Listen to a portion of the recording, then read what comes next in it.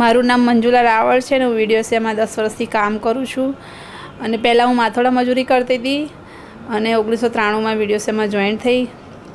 એક વખત હું માથોડા મજૂરી કરતી હતી ને ત્યારે એક બેને મને કીધું, સેવાના સભ્ય જે ઉર્મિલાબેન સિંધે, કે તમે તારે વિડીયો સેની ટ્રેનિંગ લેવી છે, શૂટિંગ શીખવું છે. તો મેં કીધું કે સારું, જોઈએ આપણે.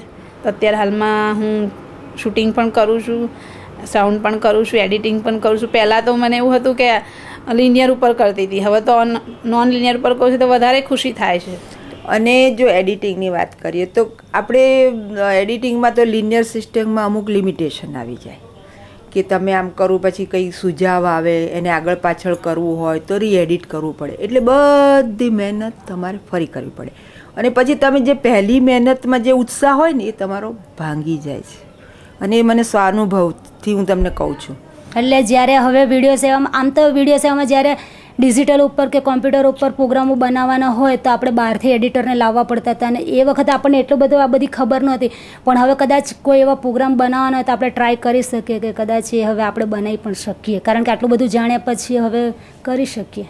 અને વધારે સારું હું શીખ્યું હોય તો સ્ક્રિપ્ટ અને જે શોર્ટ્સ બનાવવાના મુદ્દા, કે આપણે જે શોર્ટ્સ લેવાના હોય એના જે આખું લિસ્ટ બનાવ્યું હતું એ બહુ જ મહત્ત્વનું રહેશે. કેમ કે અમે લોકો જ્યારે અમારો પોતાનો અનુભવ કરીએ, અમે જઈએ છીએ તો અમને પેલું ગમે છે, પેલું ગમે છે, પેલું ગમે છે, એવું બધું થાય છે. પણ એક વખત અમે ક્લિયર નથી કે અમે કોના પર બનાવવા જઈ રહ્યા છીએ ફિલ્મ.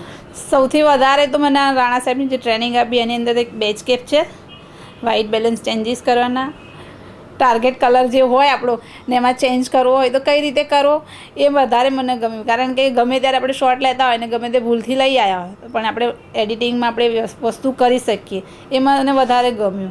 અને અત્યારે હાલમાં આમ ઇફેક્ટો જે હોતી હોય એ અમુક વધારે શીખવા મળે એવી હું આશા ધરાવું છું.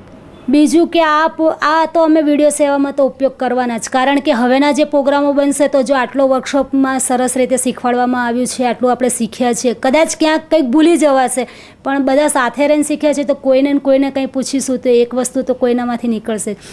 અમારી પાસે એડિટિંગ માટે, ડિજિટલ એડિટિંગ માટે જે કોમ્પ્યુટર છે તો ખબર હતી કે અમે લોકો એના પર, એટલે હું તો બેસતી જ નહોતી, સાચું કહું મને બહુ બીક લાગતી હતી. પણ અહીંયા જે આ 10 દિવસ અમે તાલીમમાં આવ્યા ને તો રાણાભાઈની પદ્ધતિ એટલી સરસ છે કે એમણે જે મોટા સ્ક્રીન ઉપર કરીને બતાડ્યું ને એટલે એનાથી આમ તરત મગજમાં બેસી ગયું છે.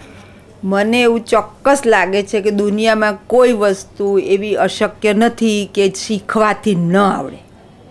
બહેનો પાસે તો બુદ્ધિ બહુ જ હોય છે પણ બહેનોને તક નથી મળતી. જો તક મળે તો ચોક્કસ બધું જ કરશે. અને આપણે જોયું કે એ લોકોના કેમેરા વર્ક કેટલું સરસ છે કે હું ક્યાંક શ્રમજીવી વિસ્તારમાં રહેતી હતી અને હું આ વિડીયોનું સાધન શીખી છું તો મારા ઘરમાં, મારા કુટુંબમાં અને મારા સમાજમાં એ તો એક આમ નવીન જ બાબત છે કે એક છોકરી વિડીયોનું કામ કરે છે.